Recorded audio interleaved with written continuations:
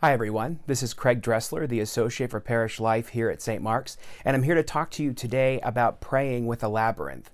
What is a labyrinth? Well, at first glance, a labyrinth really looks like a maze, but a maze is kind of designed to make you think differently or trip you up or bring you to a dead end, and that is not what a labyrinth is. A labyrinth is a tool that is to enhance your walk, your journey, your prayer life with God. In the Middle Ages, it was a practice for newly baptized people to vow to make a pilgrimage to Jerusalem at least once in their life. But as that became more cost prohibitive and it became dangerous during times like the Crusades, cathedrals started installing labyrinths, which had been around for thousands of years before Christianity, as a means of helping these newly baptized people coming to these cathedrals make a spiritual, metaphoric journey to Jerusalem. And the center of a labyrinth is actually referred to as the New Jerusalem. That was the intention of this type of practice. We have a really great opportunity to show you a labyrinth today, and I want to tell you a little bit about the specific labyrinth that you're going to see.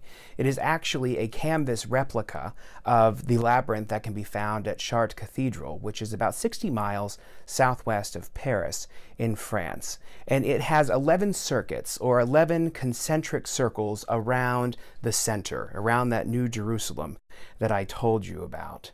And the Episcopal churchwomen of our diocese actually own this labyrinth, so we have a great resource that I look forward to showing you. So let's go into the parish hall and let's walk the labyrinth together. The first thing that we do when we come to a labyrinth, especially a canvas one, is we take off our shoes. And also taking off our shoes reminds us of the fact that we are entering into a holy space, into the very presence of God. It sets this moment apart from everything else that we've brought in with us. And you come to the entrance and you take a second just to collect yourself.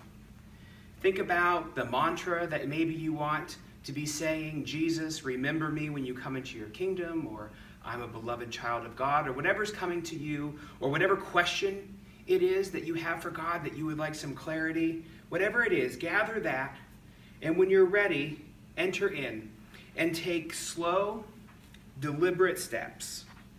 Remember that this isn't a race. This is your journey into the presence of God, into the heart of God, into what we've called the New Jerusalem at the center of this labyrinth. This is your pilgrimage. So take your time. Be in the presence of God. Think about as you enter in your life, where God has been in your life, the gratitude in your heart for his place in your life. And think about where you want to go in the future with God. And you will slowly see yourself walking in what feels like a fairly random way, the 11 circuits of this labyrinth that will eventually lead you into the center, where I'll meet you in a minute. So we're almost there. We've almost completed the 11 circuits, and we're coming in to the center, into that time of quiet and reflection where we simply are called to exist, to be the beloved child of God that we are, and to just bask in God's presence, and to just hear and receive and to love anything that it is that God might have for us in this moment. Take as much time as you need here, for you've entered into your New Jerusalem, and God is giving you something to take back out into the world. So we've spent our time in the center, we've received what it is that God has prepared for us, and we've turned around and we've walked our way back out the way that we came in. And as we come to the end of this journey, and we now come to the exit, which was at the beginning, our entrance, we just think about what it is that God has gifted us, and the fact that God has called us out into the rest of this world, into our families, into our work, into the lives of our friends. And what is it that God has given us to take out there to not only bless us, but to bless those people? Take that, kindle that in your heart, and bask in the joy that God gave that to you.